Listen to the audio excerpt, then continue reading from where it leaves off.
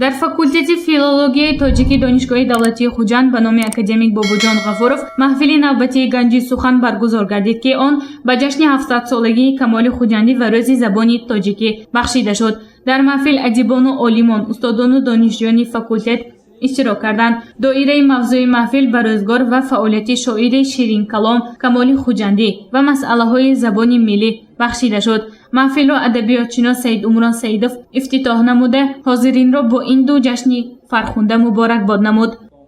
дар ибтидо ба суханони устод Саидумрон Саидзода ҳамроҳ шуда ҳаматонро ба ҷашнҳое ки имрӯзҳо дар кишвари азизи мо Тоҷикистони соҳиби истиқлол дар ҳоли баргузорианд, яъне рӯзи муаллим, 5500-солагии сарразми бостонӣ, 700-солагии шайх Камоли Хуҷандӣ ва рӯзи забон табрик мегӯям. албатта дар бораи забон ҳамин нуктаро фақат дар зеҳнотон тоза мекунам, ки аз байн рафтани халқу миллатҳо бо аз байн рафтани забон оғоз мешавад. аз ин рӯ гиромӣ доштан ба ҳифзи забон барои ҳар яки мо муҳим аст.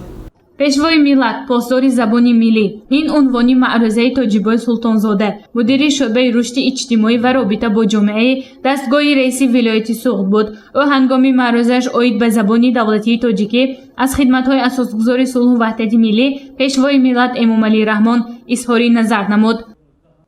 дар бахши навгониҳои илмиву адабӣ Боҳир Раҷабов, дотсенти донишгоҳи давлатии Хуҷанд ба номи академик Бобоҷон Ғафуров ҳозиринро бо китобҳои тозанашр, хоса китобҳое ки дар муассисаи давлатии Маркази илмии Камоли Хуҷандӣ ва донишгоҳи давлатии Хуҷанд ба номи академик Бобоҷон Ғафуров бахшида ба таърихи сарразми бостон ва рӯзгору осори шайх Камоли Хуҷандӣ бахшида шудааст, ошно намуд.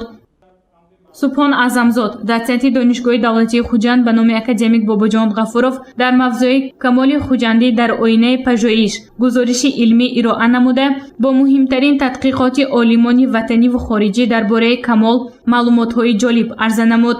суҳбати шоиронаву самимонаи шоири ширинкалом Аъзами Хуҷаста, нависанда Аюб Кенҷа ва донишманди маъруф Ҳоҷӣ Ҳусайн Мусозода фазои маҳфилро гарму мунаввар сохт.